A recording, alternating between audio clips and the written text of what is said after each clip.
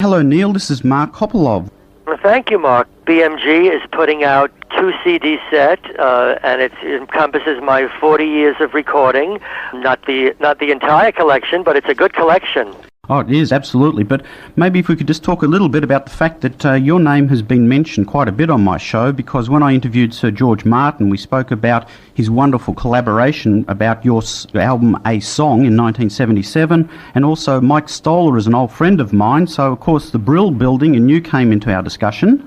Well, I'd like to tell all the people listening, Neil, that I had the pleasure of meeting you backstage in Las Vegas in about 1973 when Mark Rudolph was your manager, and many years ago. Yes, and I'd just like to tell people listening a bit about that concert.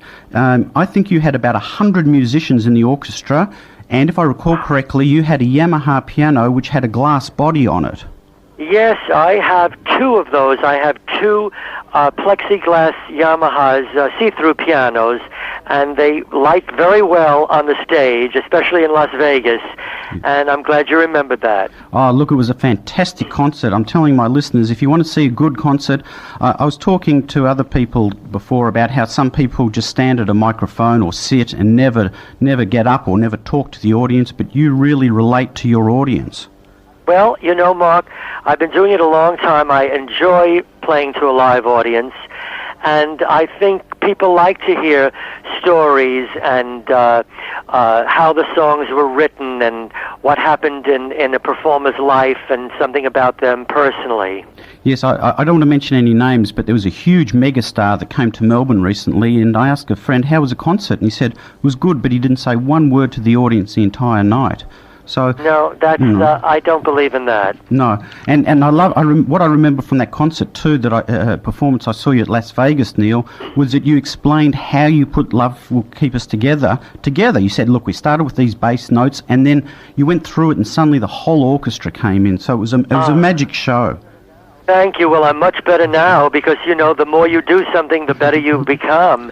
And I'm still working, Mark, 2 weeks every month.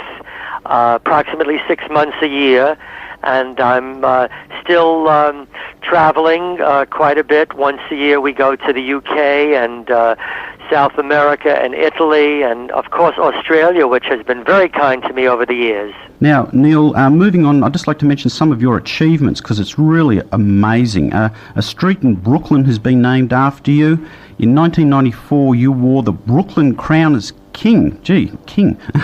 A star on the Hollywood Walk of Fame, induction into the Songwriters Hall of Fame. You've written over 1,000 songs. You're nearly entering your 5th decade of recording and performing. And I'm a bit of a statistics person, Neil, and the only statistic I've got on you is that back in 1963, so we're talking 35 years ago, you'd sold over 40 million records. Do you have any idea how many units you've sold up to date? Oh, I think it should be around 60 million records, but who's counting? Hey, listen, all those achievements, when you add them up, that is an amazing achievement, seeing that you started off wanting to be a doctor of classical music. Yes, I started as a concert pianist. I was at the Juilliard School. I had a scholarship for the piano. Arthur Rubinstein chose me in the 50s as the best New York City high school pianist, and I got to play on our classical station here in New York. But, you know, it's wonderful to be able to play a Beethoven sonata or the Goldberg variations, but it's much more exciting to be a musical ambassador and go around the world singing your own compositions. Sure. And that's what I've been doing.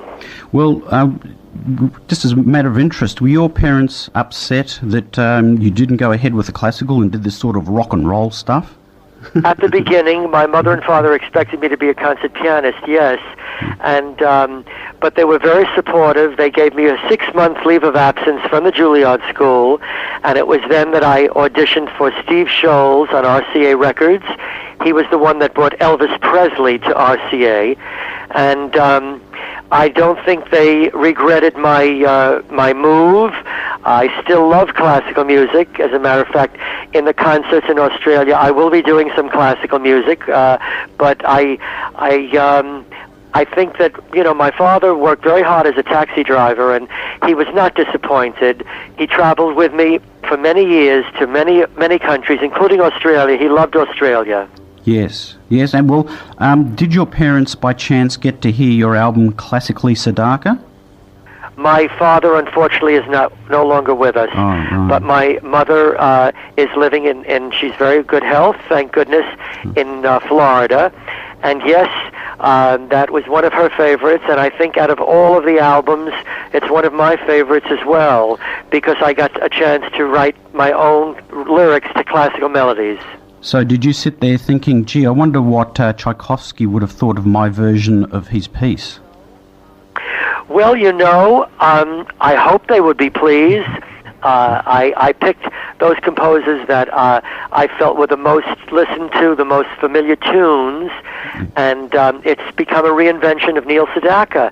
It goes over enormously well in the live concert, and I've been touring with symphony orchestras. I did Carnegie Hall in New York City with the New York Philharmonic, and I did the Kennedy Center in Washington. So it's you have to reinvent your career, Mark. Every few years, try something new. Classical training gave you good ideas on the piano regarding composition?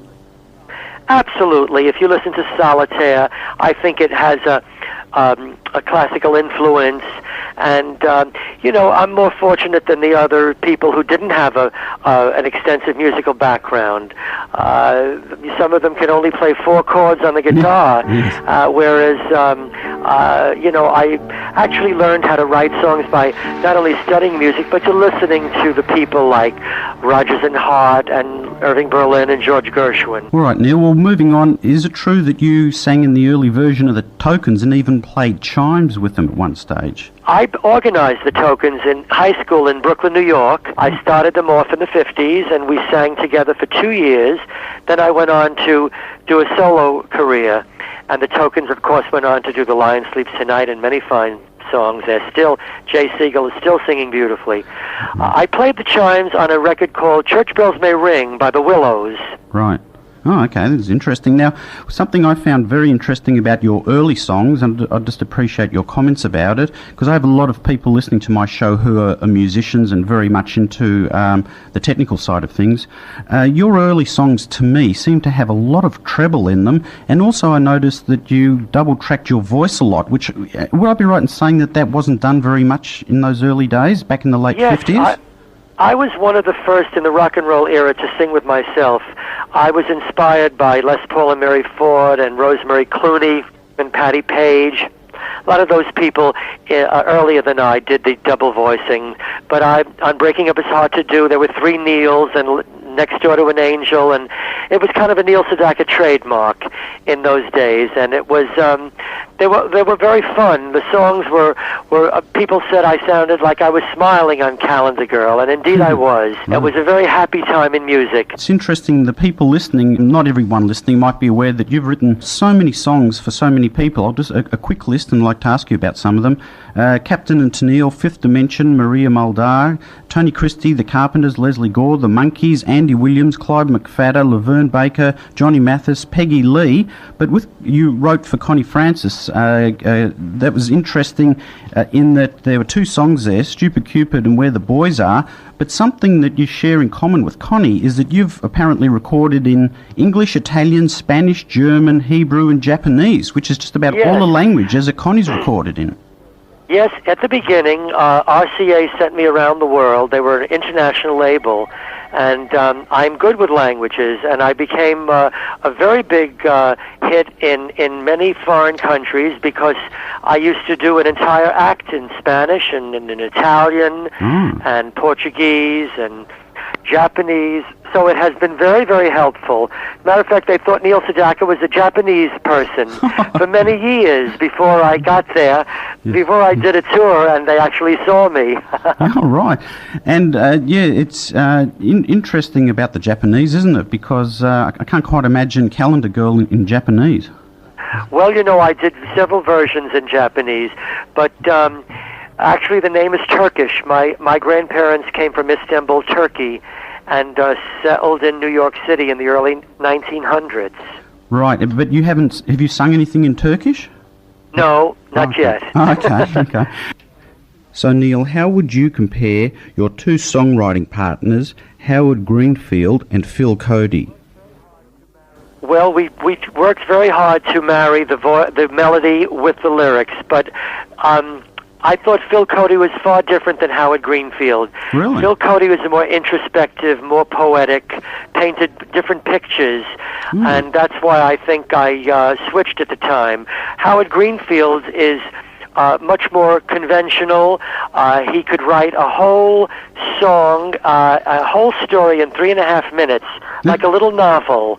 The Hungry Years, Love Will Keep Us Together, Happy Birthday, Sweet 16. They were little stories condensed in 3.5 minutes, and his seemed to work better live. Howard Greenfield's Neil Sedaka songs seemed to work better live than the Phil Cody. The Phil Cody were better on record. It was a good balance, though. It was a very good balance. I also wrote with Carol Sager for a few times, but we didn't have the success that I had with Howie and Phil.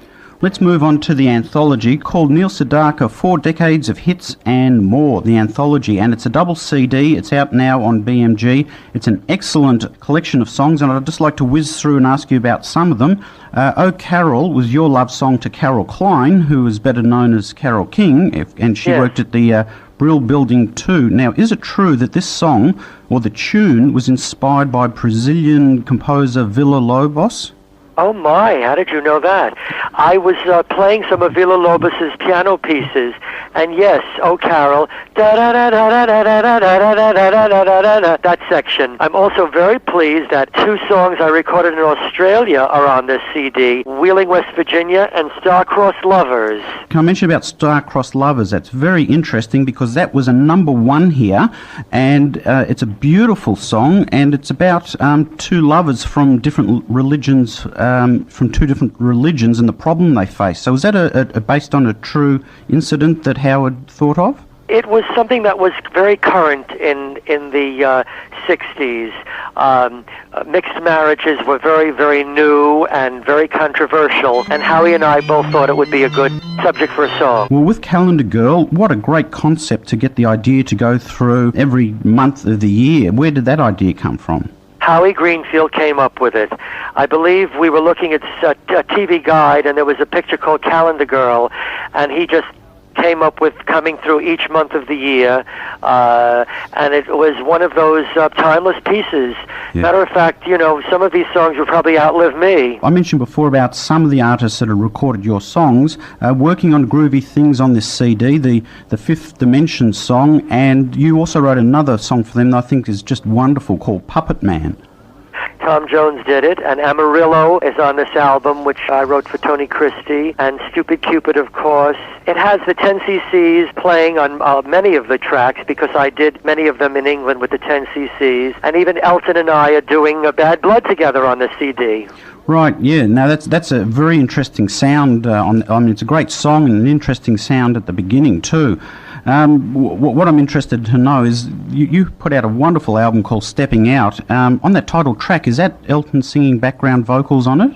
That is correct. Yes, Elton has been a very good friend of mine all through the years, and he was very responsible for my comeback. He put me on his Rocket Record company in the 70s, and yes, there have been many, many albums, but this is really the first that you can get these originals on CD. We've got Love Will Keep Us Together, which is an absolute classic. You got a BMI award for that, for it exceeding 3 million plays on American radio. Of course, the Captain and Tennille had a hit with it, and I remember when it came out in 75, I was visiting my parents in Los Angeles, and they just played it all day long on the radio, and it also ended up being Record of the Year and won a Grammy, so you must have been very proud about what a big impact that had on Absolutely. The songs bring back such good memories.